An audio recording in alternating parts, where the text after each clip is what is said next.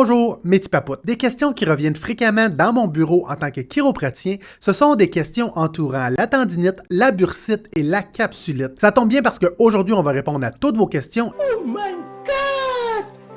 Wow! Et finalement, je vais vous donner 4 conseils qu'il faut absolument éviter si vous avez une tendinite, une bursite ou une capsulite. What?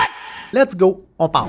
Avant de pouvoir aborder les différences entre ces conditions-là, c'est super important de bien comprendre l'anatomie et certains termes de l'épaule qui seront utilisés tout le long de cette vidéo-là. On parle ici de tendons, bourse, capsule, amplitude de mouvement, mouvement passif et mouvement actif. Un tendon, c'est le prolongement naturel de vos fibres musculaires pour offrir un point d'attachement sur vos os et ainsi transformer la contraction musculaire en mouvement. La bourse, quant à elle, c'est un petit sac articulaire rempli de liquide dans le but d'offrir de la protection supplémentaire entre vos tendons et vos os pour réduire la friction entre ces deux composantes-là durant tous vos mouvements. La capsule, quant à elle, c'est une membrane qui va entourer toutes les composantes de l'épaule pour offrir une stabilité supplémentaire, mais surtout pour créer un environnement fermé et garder le liquide lubrifiant en place. Les mouvements actifs sont des mouvements qui sont faits par vous tout le long de votre journée avec la contraction musculaire. Contrairement à des mouvements passifs qui sont généralement associés avec des contextes cliniques par votre médecin, votre chiropratien et votre physiothérapeute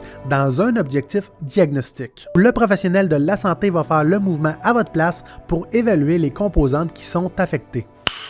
Nice. La tendinite signifie donc que le tendon, tendin, à son point d'insertion osseux devient plus sensible et commence à irriter le site d'attachement osseux en créant de l'inflammation, la IT. Tendin, IT, tendinite. Le rôle principal de vos muscles et de vos tendons, c'est de créer du mouvement. Ils vont se contracter, se relâcher pour bouger vos articulations. Cependant, si votre travail demande que votre épaule soit en contraction constante pour peinturer, couper les cheveux, servir vos clients dans un restaurant, vos muscles et vos tendons vont travailler ensemble pour stabiliser le mouvement en maintenant une contraction constante pendant que d'autres groupes musculaires contractent et se décontractent pour vous permettre de faire des mouvements fins et précis associés avec votre travail. Et progressivement, ça pourrait fatiguer et sensibiliser vos tendons à leur point d'attachement en envoyant des signaux de douleur et une perte d'amplitude de mouvement progressive. La bursite signifie que le sac de protection, la bourse, devient plus sensible et commence à irriter les structures avoisinantes et créer de l'inflammation, la IT. Le rôle principal de la bourse est de réduire le frottement entre vos muscles, les tendons, les ligaments et les os d'une articulation. Vous comprendrez donc que c'est possible avec des mouvements répétés de venir irriter la bourse et votre corps d'utiliser la douleur pour vous empêcher temporairement d'aggraver la situation. La capsulite veut dire que le revêtement articulaire capsule devient plus sensible au mouvement et deviendra plus rigide à travers la période inflammatoire, la IT. Le rôle de la capsule, c'est d'offrir un environnement fermé pour maintenir le liquide lubrifiant synovial dans l'articulation, mais aussi pour offrir un renforcement supplémentaire aux ligaments. Et à travers le temps, c'est possible pour des mouvements répétés de venir irriter la région, raidir les tissus connectifs de la capsule en créant de l'inflammation. If life pushes you down, you gotta push back. Pour récapituler, les hits surviennent parce que progressivement,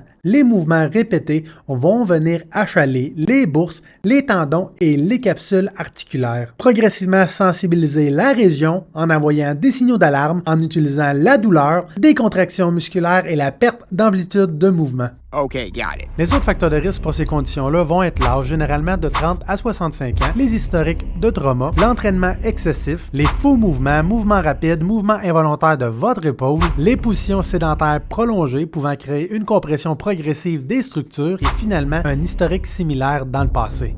Wow. Are you finished? Non, parce qu'on va rentrer dans les différences principales pour vous aider à différencier la tendinite de la bursite et de la capsulite. Pour nous aider à faire la différence entre ces trois conditions-là, il y a deux choses importantes à garder en tête. Ça va être la douleur combinée avec l'amplitude de mouvement et finalement la douleur combinée avec des mouvements passifs ou actifs. L'amplitude de mouvement de la tendinite et de la bursite seront habituellement limitées par la douleur, alors que l'amplitude de mouvement de la capsulite sera essentiellement limitée par la raideur et ensuite aggravée par les mouvements de l'épaule. Finalement, la capsulite est la seule de ces trois conditions-là qui devrait apporter une perte d'amplitude de mouvement généralisée. Parce que comme la capsule entoure la totalité d'une articulation, toutes ces amplitudes de mouvement deviendront difficiles et sensibles de façon progressive. Les mouvements actifs viendront beaucoup plus achaler la tendinite parce que le muscle et le tendon associés vont devenir plus sensibles. Les mouvements passifs involontaires viendront progressivement irriter la raideur capsulaire et faire compression sur la bourse articulaire en créant de la douleur. Shut up and get to the point! Oui, après tout ça, je vais finalement vous expliquer les 4 choses qu'il faut absolument éviter avec ces 3 conditions-là pour rapidement reprendre le contrôle sur votre douleur. Le premier conseil, c'est simplement d'éviter d'aller jouer dans la douleur. Présentement, votre épaule et votre cerveau sont en mode alerte. Et à chaque fois que vous allez faire des mouvements provocateurs, ça va être une justification supplémentaire pour maintenir la douleur plus longtemps. Prenez du repos, mais surtout évitez les amplitudes de mouvement, les exercices et les patrons de travail qui augmentent sévèrement votre douleur. Conseil numéro 2, c'est de ne surtout pas tout arrêter. Quand nos patients et patientes ont des conditions aiguës, ce qui veut dire que vous êtes dans la phase la plus intense de votre condition, c'est important de mettre les choses qui font très mal de côté, mais de garder l'articulation ou la région modérément active. Si vous avez des amplitudes de mouvement, des actions, des exercices qui sont tolérables, ce qui veut dire que sur l'échelle de la douleur, vous êtes entre 1 et 5 d'intensité, je vous suggère de garder l'épaule modérément active dans la zone confort-inconfort pour rapidement reprendre le contrôle de la situation. Et quand vous voyez que la sensibilité se transforme en douleur, on prend du repos ou on fait autre chose. Conseil numéro 3, ça serait de ne pas protéger votre épaule. Là ici, il n'est pas question de porter une attelle 24 heures sur 24. Cependant, si vous êtes dans un environnement où vous ne pouvez pas contrôler vos amplitudes de mouvement,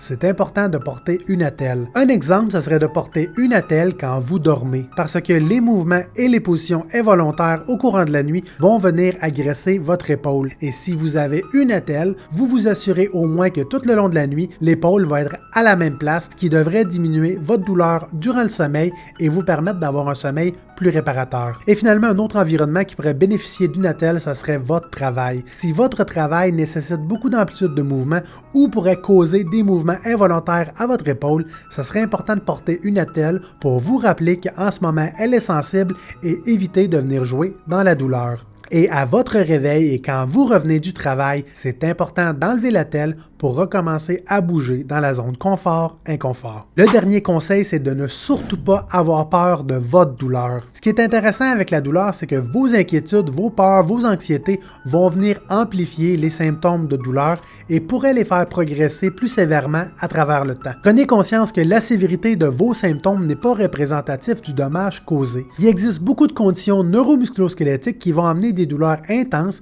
sans nécessairement avoir des bris physiques, que ce soit aux ligaments, aux tendons, aux muscles, aux bourses, aux capsules, etc. Et comme la douleur c'est un gros sujet avec beaucoup d'informations, je vous suggère fortement d'écouter la vidéo sur les douleurs et les douleurs chroniques qui va être dans la description de cette vidéo-là. Et finalement, pour toutes les personnes qui sont encore ici, je vous donne le dernier secret qu'il faut absolument éviter pour rapidement reprendre le contrôle. Ça serait de ne pas cliquer sur le bouton abonnement de ma chaîne et aussi la petite cloche pour être avisé de toutes mes nouvelles vidéos dans le futur. Et pour une attention plus spécifique de ma part sur votre douleur, je vous invite à prendre rendez-vous directement à ma clinique sur la Rive-Sud de Montréal à Sainte-Julie ou simplement en vidéoconférence. On va pouvoir parler de votre douleur, répondre à toutes vos questions, enlever vos inquiétudes et vos peurs, vous donner un diagnostic et finalement un protocole d'exercice clinique à faire à la maison pour que vous puissiez rapidement reprendre le contrôle sur votre douleur. Je vous invite à partager cette vidéo-là avec votre famille, vos amis, vos proches